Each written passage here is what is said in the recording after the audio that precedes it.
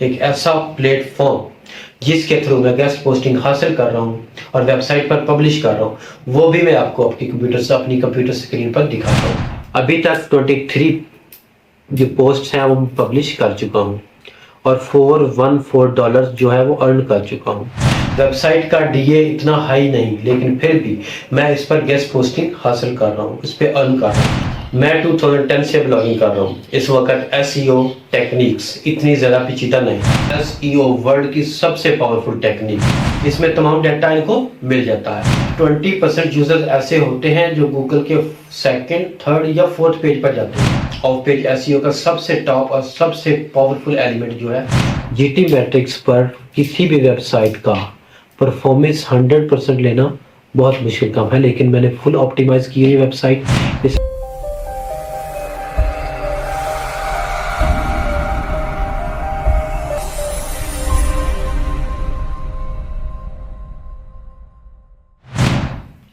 अस्सलाम वालेकुम everyone, welcome to Digital Pathways. मैं हूं आपका होस्ट सफदर। मैं आप सबके साथ एक बिल्कुल न्यू वीडियो ट्यूटोरियल सीरीज शुरू करने जा रहा हूं। इस वीडियो सीरीज में मैं आपको सिखाऊंगा एसईओ वर्ल्ड की सबसे पावरफुल टेक्निक, गेस्ट पोस्टिंग, जिसको digitally guest blogging outreach business GBOB कहा जाता है।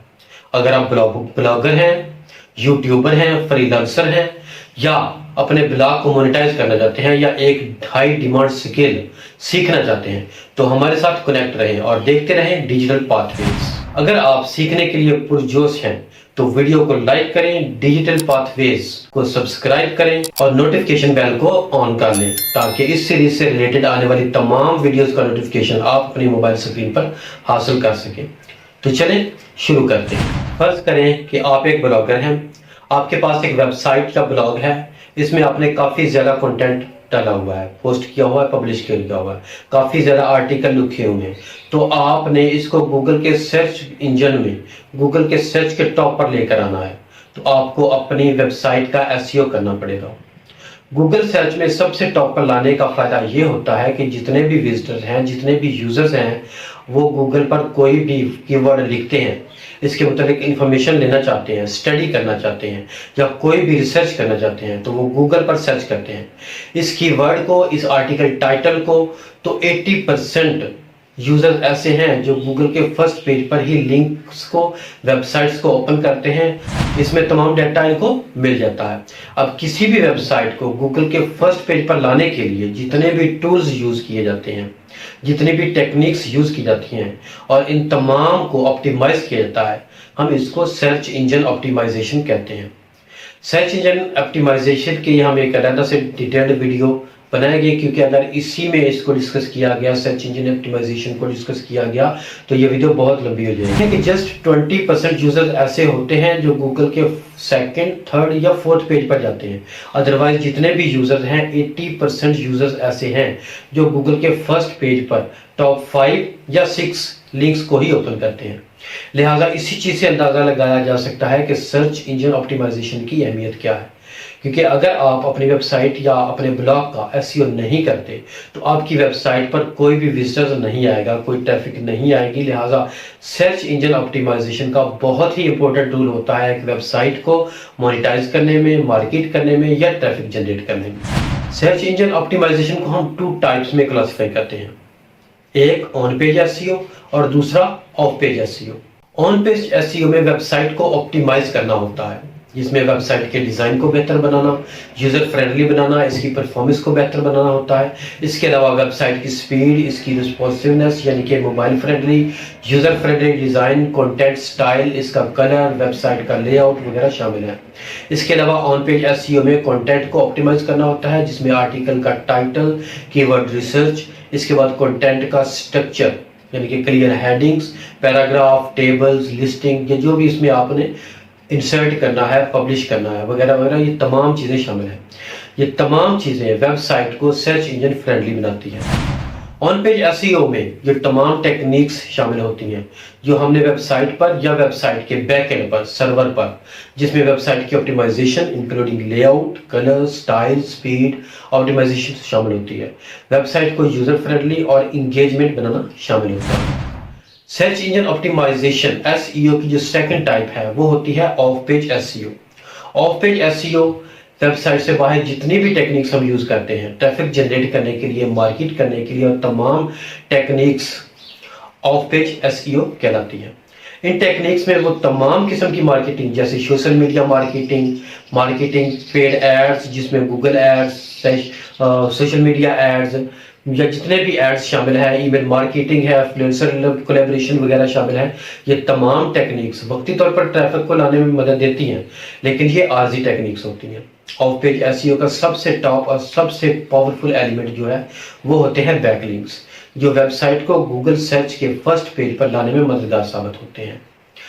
अगरचे जितनी भी मार्केटिंग टेक्निक्स यूज की जाती हैं ये वेबसाइट पर आर्जी और वक्ती तौर पर ट्रैफिक लाने में कारआमद होती हैं, लेकिन बैकलिंक्स वेबसाइट को गूगल के फर्स्ट पेज पर लाने में मददगार साबित होते हैं।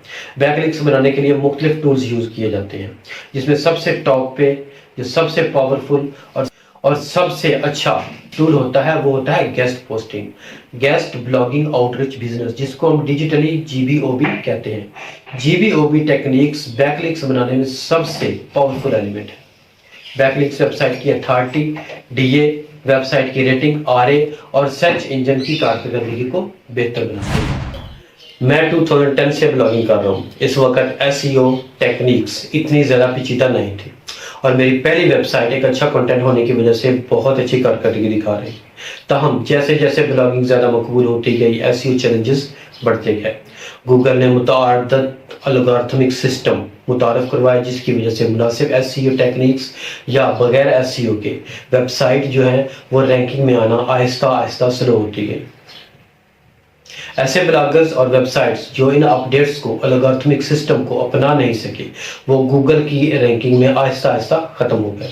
आज 2025 में गूगल की हाई एडवांस टेक्निक्स और एल्गोरिथमिक सिस्टम की अपडेट्स की वजह से एक प्रॉपर एसईओ के बगैर वेबसाइट को ग्रो करना, वेबसाइट को रैंक करवाना मुश्किल हो गया। कॉपी पेस्ट या एआई से जनरेट किया हुआ कंटेंट या पुराने एसईओ टेक्निक्स को यूज करते हुए आप अपनी वेबसाइट को ग्रो नहीं करवा सकते। जितनी भी वेबसाइट्स जो ये यूज कर रही हैं, एआई टेक्निक्स यूज कर रही हैं, एआई टेक्निक्स से तैयार करदा कंटेंट या ओल्ड एसईओ टेक्निक्स यूज करती हैं, वो आहिस्ता आहिस्ता डेड होती जा रही हैं। मेरी मौजूदा वेबसाइट जो मैंने 2019 में शुरू की थी वो हेल्थ पर मुश्तमिल है, हेल्थ ब्लॉगिंग पर मुश्तमिल है। इसमें हाई क्वालिटी कंटेंट मौजूद है, तकरीबन 80% कंटेंट यूनिक मौजूद है। इस वेबसाइट पर ऑन पेज एसईओ प्रॉपर है, लेकिन सिर्फ of page SEO specially guest posting न होने की वजह से ये इतनी ज़्यादा ग्रो नहीं कर सकी जितनी के करनी चाहिए थी। एक हाई क्वालिटी कंटेंट, एक बेहतरीन ऑप्टिमाइजेशन के बावजूद ऑफ पेज एसईओ की कमी की वजह से ये इतनी अच्छी परफॉर्म नहीं कर रही जिस तरीके से इसको करना चाहिए था। मैं अपनी वेबसाइट आपको शो करवाता हूँ, इसका लेआउट, इसका डिज़ाइन, इसकी कलर, इसके बाद इसकी स्पीड को दिखाता हूँ, इसकी एसईओ के मुतालिक इन्फॉर्मेशन आपको दिखाता हूँ, तमाम की तमाम चीज़ें, स्पीड ऑप्टिमाइजेशन, इसका डिज़ाइन, डोमेन नेम, उसकी अथॉरिटी, बैकलिंक्स, तमाम चीज़ें मैं आपको शो करवाता हूँ। वेबसाइट का डीए इतना हाई नहीं, लेकिन फिर भी मैं इस पर गेस्ट पोस्टिंग हासिल कर रहा हूँ, इस पर अर्न कर रहा हूँ। एक ऐसा प्लेटफॉर्म जिसके थ्रू मैं गेस्ट पोस्टिंग हासिल कर रहा हूँ और वेबसाइट पर पब्लिश कर रहा हूँ, वो भी मैं आपको अपनी कंप्यूटर स्क्रीन पर दिखाता हूँ, लाइव दिखाता हूँ। तो चले कंप्यूटर स्क्रीन की तरफ, लेकिन इससे पहले अगर आपने चैनल को सब्सक्राइब नहीं किया तो अभी सब्सक्राइब कर लें। तो चलते हैं, देखते हैं जी। तो ये मेरी वेबसाइट है,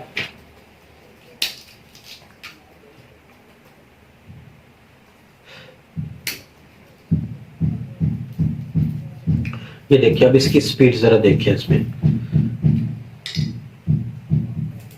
ठीक। ये मेरी वेबसाइट है, हेल्थ से related lab test guided, laboratory के टेस्टों से रिलेटेड इंफॉर्मेशन कंप्लीट इसके अंदर मौजूद है, ठीक। ये कंप्लीट डिज़ाइन है, इसके साइड पर है, साइड पर में लेटेस्ट पोस्ट है। ये आगे कंप्लीट आपके सामने शो हो रही है। इसके ऊपर इतना ज़्यादा डाटा है, इतना ज़्यादा डाटा इसके ऊपर मौजूद है। अब अगर इसको अब देखते हैं कि इसकी मोनेटाइजेशन क्या है, तो इसमें ये देखिए। हम चलते हैं गूगल पेज स्पीड पे, गूगल पेज स्पीड इनसाइट, यहाँ पे इसको पोस्ट करते हैं labtestguide.com। इसको एनालाइज करते हैं।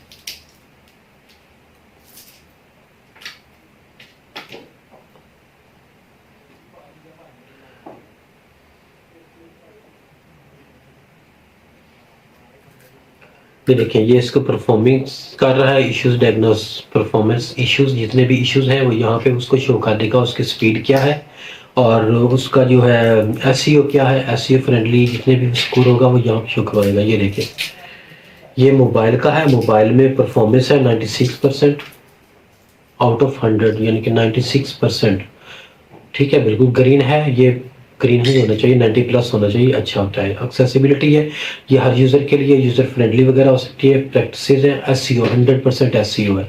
डेस्कटॉप पे अगर आते हैं और इसका ओवरऑल स्कोर जो है वो 96% है। डेस्कटॉप पे जाते हैं तो डेस्कटॉप पे ये देखिए, जस्ट परफॉर्मेंस इसकी जो है 85% है। मतलब डेस्कटॉप पे ये इतनी अच्छी शो नहीं करती जितनी कि मोबाइल पे करती है। मोबाइल फ्रेंडली वेबसाइट इस वक्त गूगल ज़्यादा मार्केट करता है।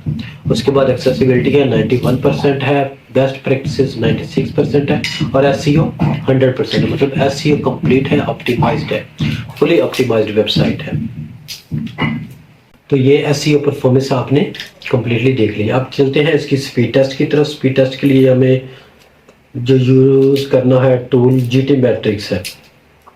जीटी मैट्रिक्स पहले जो था वो कम्प्लीटली फ्री था, विदाउट लॉगिन किए हुए आप किसी भी वेबसाइट को एनालाइज कर सकते थे, लेकिन अब उसके लिए आपको लॉगिन करना पड़ेगा, आपको साइन अप करना पड़ेगा।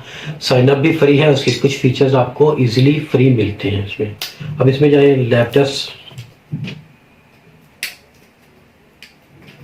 labtestsguide.com। अब इसको एनालाइज कर रहा है labtestsguide.com।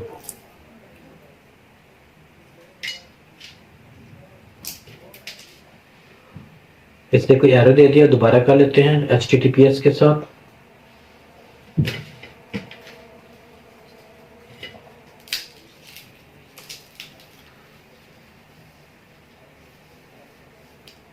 थोड़ा सा टाइम लेता है जीटी मैट्रिक्स उसको एनालाइज करने में, उसको प्रोसेसिंग में थोड़ा टाइम उसको रिक्वायर होता है। मेरी वेबसाइट जो है वो HTTPS यानी कि सिक्योर प्रोटोकॉल वो है, वो यूज़ करती है हाइपर टेक्स्ट प्रोटोकॉल सिक्योर, वो यूज़ करती है। पहले वो HTTP में मैंने किया था, अब HTTPS पे किया तो उसने उसको एनालाइज कर दिया हुआ है। HTTPS नहीं करेंगे, जस्ट HTTP प्रोटोकॉल तक रहेगा तो फिर वो उसको एनालाइज नहीं कर रहा। अब ये रिपोर्ट को जनरेट कर रहा है। ये देखें, जीटी मैट्रिक्स पर किसी भी वेबसाइट का परफॉर्मेंस 100% लेना बहुत मुश्किल काम है, लेकिन मैंने फुल ऑप्टिमाइज की है वेबसाइट, इसलिए ये देखें फुली ऑप्टिमाइज्ड है, परफॉर्मेंस 100% है, स्ट्रक्चर 99% स्कोर है। ये देखिए, और इसका जो total page load page score है 1.6 सेकंड है, 1.6 सेकंड वेबसाइट की लोड टाइम, यानी कि 1.6 सेकंड के अंदर 1.7 second fully load time 1.7 second है, लिहाजा स्पीड भी फुली ऑप्टिमाइज्ड है। ये देखिए, यहाँ पे उसने बताया हुआ है कि fully loaded time 1.7 second, total page size 971 KB। बहुत सी ऐसी वेबसाइट्स भी आपको मिलेगी जो 100 KB से भी ज़्यादा होती है, लेकिन उनकी जो स्पीड है, लोडिंग टाइम है, वो तकरीबन 3 to 4 या 5 सेकंड तक होता है। ठीक है, उसके बाद टोटल पेज रिक्वेस्ट 17 है, मतलब इमेजेस जो 70% है, जितने भी उनकी रिक्वेस्ट है पेज की जो सेंड की गई है सर्वर को और सर्वर से वापस ब्राउज़र को रिस्पॉन्स आया वो 17 है। उनमें 76% इमेजेस हैं, बाकी जितना भी आगे कंटेंट है या स्क्रिप्ट्स हैं या पीछे HTML जावास्क्रिप्ट CSS वगैरह वो यूज़ हो रहा है, वो चीज़ सारी है। जी, तो आगे मैं आपको दिखाता हूँ कि गेस्ट पोस्टिंग की ऐसी वेबसाइट है, उस पर मैंने साइन अप किया हुआ है और वेबसाइट अपनी को वहाँ पे सबमिट किया हुआ है। वहाँ लाखों की तादाद में ऐसे विजिटर्स यूज़र्स हैं जो जितने भी वेबसाइट ओनर्स हैं, इसके अलावा जितने भी ऐसे फ्रीलांसर्स हैं वो मौजूद हैं, SEO एक्सपर्ट्स, उन्होंने साइन अप किया हुआ है। वो वहाँ पे वेबसाइट को पिक करते हैं, उन पे अकाउंट बनाते हैं, वेबसाइट पे पिक करते हैं, पेमेंट उनको करते हैं, गेस्ट पोस्ट उनको देते हैं और सबमिट कर देते हैं। विद इन 3 डेज वो वेबसाइट का ओनर जो है वो उस पोस्ट को अपनी वेबसाइट पर पब्लिश कर देता है। लिहाजा ना किसी किस्म का कोई रब्ता करने की ज़रूरत है वेबसाइट के ओनर को, ना ही इतनी टेंशन है कि वेबसाइट कौन सी है और गेस्ट पोस्टिंग अलाउ करती है नहीं करती वगैरह वगैरह। वहाँ पे लाखों की तादाद में वेबसाइट्स हैं, उन्होंने अपनी ओनर्स ने पब्लिश की हुई हैं वहाँ पे। और जितने भी फ्रीलांसर्स हैं, जितने भी एसईओ एक्सपर्ट्स हैं, या जितने भी लो क्वालिटी की जो वेबसाइट्स हैं, लो रैंकिंग की वेबसाइट्स हैं, उन्होंने भी साइन अप किया हुआ है उनके ओनर्स ने। तो वो भी अपनी वेबसाइट की रैंकिंग के लिए वहाँ पे गेस्ट पोस्टिंग को पब्लिश करवाते हैं वेबसाइट्स पर। तो मैंने भी अपनी वेबसाइट उस वेबसाइट को, उस प्लेटफॉर्म को दी हुई है ताकि वहाँ से मुझे अर्निंग हो सके। तो चलिए मैं आपको वो दिखाता हूँ कि उस वेबसाइट पे कैसे मैंने काम किया है, कितनी पोस्टें मुझे मिली हैं और कितनी मुझे अर्निंग हुई है। चलिए मैं ये देखिए, ये वेबसाइट है, इसमें ऊपर लिखा होगा टॉप पे माय वेबसाइट्स, ठीक, नीचे labtestguide.com, राइट। ये आर्टिकल है, आर्टिकल मैं अपनी वेबसाइट पे जो पब्लिश करता हूँ वो $13.5 का, एक आर्टिकल $13.5 का है। प्रेस रिलीज जो है वो 12.6 है प्रेस रिलीज। अभी तक 23 जो पोस्ट हैं वो पब्लिश कर चुका हूँ और $414 जो है वो अर्न कर चुका हूँ अभी तक। 23 पे क्लिक करता हूँ,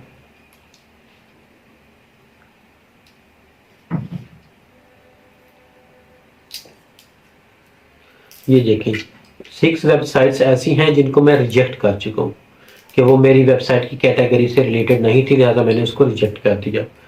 ठीक, ये तमाम की तमाम पोस्ट जो है वो मैंने पब्लिश की हुई हैं। ये देखिए, ये तमाम पोस्ट मेरी पब्लिश है। इस पे जो अर्निंग हुई है वो ये देखें, मैं आपको दिखा देता हूँ। इसमें ये देखिए $15 ये पोस्ट जो है वो मुझे दी नहीं गई थी, मैंने खुद कंटेंट राइट किया। वो $10 मुझे कंटेंट राइटिंग का है और $15 मुझे उसको पब्लिश करने का मिला। ये देखिए $15 मुझे $15 ये रेड लिखा रहा है क्योंकि ये गूगल के अभी सर्च इंजन पे अभी सर्च में नहीं आई, गूगल पे नहीं है, वेबसाइट में ये फाउंड है, गूगल पे अभी ये लिंक मार्केट नहीं हुआ है। इस वक्त जो करंटली मेरे पास बैलेंस है वो $15.77 है, बाकी सारा मैं विड्रा कर चुका हूँ। अब विड्रा में आपको दिखा देता हूँ, देखिए विड्रा फंड्स, पेमेंट हिस्ट्री,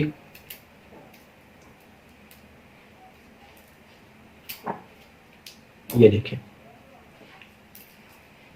ठीक $414 मैंने अर्न किए हैं, $398 मैंने विड्रा किए हैं। बाकी वेबसाइट ने अपना कमीशन जो है वो शेयर वगैरह वो काट लिया हुआ। ये देखिए, ये पूरी हिस्ट्री है विड्रा की, पेमेंट कहाँ से कितनी आई और कहाँ गई पेमेंट, पूरी हिस्ट्री मौजूद है इसमें।